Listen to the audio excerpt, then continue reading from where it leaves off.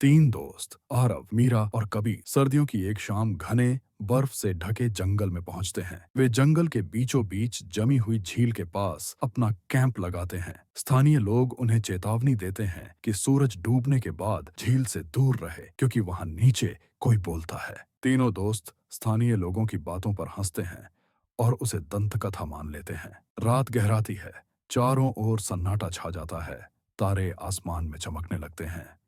मीरा को अचानक बर्फ के नीचे से हल्की सी आवाज सुनाई देती है, जैसे कोई उंगली चटका रहा हो। मीरा डरकर अपने दोस्तों को बताती है कि उसने कोई आवाज सुनी है। आरव मीरा को समझाता है कि बर्फ सिकुड़ती है, यह सामान्य है।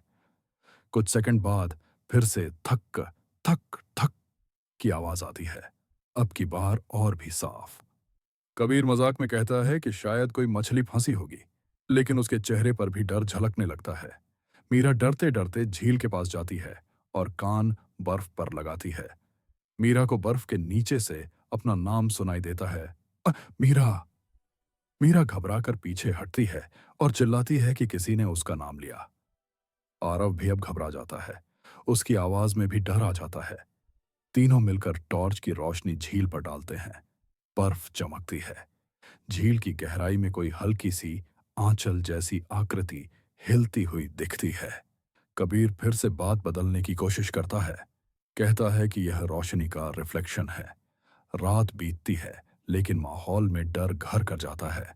दूसरी रात और भी ठंडी हो जाती है। हवा और आवाजें दोनों चुभने लगती हैं।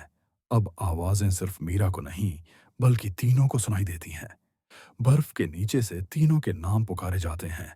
आरव, कबीर, हमें ऊपर आने दो। शब्द बर्फ के नीचे से छन कर आते हैं, जैसे मृत होंठों से निकली अंतिम सांसें। तीनों दोस्त एक दूसरे को डरे हुए देखते हैं। अब डर मजाक नहीं रह गया। मीरा कहती है कि ये आवाजें इंसानी नहीं लगती। कबीर घबरा कर पूछता है कि ये हमारे नाम कैसे जानता है। आरव झील के चारों ओर जांच करने लगता है। टॉर्च की रोशनी बर्फ के एक हिस्से पर पड़ती है। बर्फ का एक हिस्सा अंदर की तरफ से ढंसा हुआ और असामान्य दिखता है। तीनों बर्फ के नीचे झांकते हैं और देखते हैं। तीन धुंधली आकृतियां। बर्फ के नीचे की आकृतियां उन्हीं की तरह दिखती हैं। एक आरव जैसी, एक मीरा जैसी, एक कबीर जैसी। तीनों के बर्फ के नीचे डुप्लीकेट, जो धीरे धीरे हाथ उठाकर बर्फ पर थपथपा रहे हैं। मीरा डर के मारे रो पड़ती है और पूछती है कि नीचे वे ही क्यों दिख रहे हैं। आरव के पास कोई जवाब नहीं है। कबीर भी अब पूरी तरह डर चुका है। तीसरी रात, अंतिम रात। तीनों जंगल से बाहर निकलने की कोशिश करते हैं। हर रास्ता घूमकर उन्हें फिर से झील के किनारे ही पहुंचा देता है। ऐसा लगता है जैसे पूरा जंगल किसी अदृश्य शक्ति से मोड़ा जा रहा हो। अब झील शांत नहीं है। बर्फ के नीचे लगातार खड़खड़ाहट सुनाई देती है। चांदनी में बर्फ की दरारें चांदी की रेखाओं जैसी चमक रही हैं। मीरा डरते हुए कहती है कि बर्फ बहुत पतली हो गई है। अचानक बर्फ पर तीन लंबी दरारें दौड़ जाती हैं, जैसे किसी ने जानबूझकर उनका आकार बनाया हो। दरारें मिलकर एक शब्द बनाती हैं, सिर्फ तीन बाहर जा सकते हैं। तीनों समझते हैं कि ऊपर भी तीन हैं, नीचे भी तीन हैं। किसका जाना तय है। नीचे की आकृतियां अब जोर जोर से बर्फ पर वार करने लगती हैं। उनके हाथ अब साफ दिख रहे हैं, नीले, सड़े हुए, अस्वाभाविक। नीचे की आकृतियों की खोखली आंखें ऊपर की असली आकृतियों को घूरती हैं। अचानक एक जोरदार धमाका होता है। बर्फ का एक हिस्सा टूट जाता है।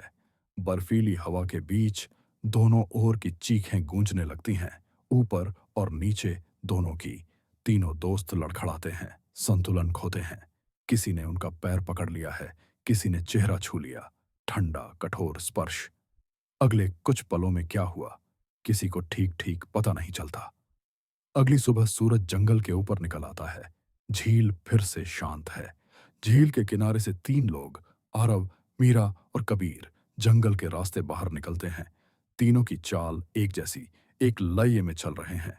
उनकी आंखों में कोई चमक नहीं, चेहरे पर शून्य जैसी ठंडी मुस्कान है। गांव पहुंचने पर कोई उनसे पूछता है, झील कैसी थी? तीनों एक साथ जवाब देते हैं, नीचे बहुत शांत था। किसी को कभी पता नहीं चलता कि वे वही तीन थे जो गए थे, या वे तीन जो झील के नीचे से ऊपर आए थे।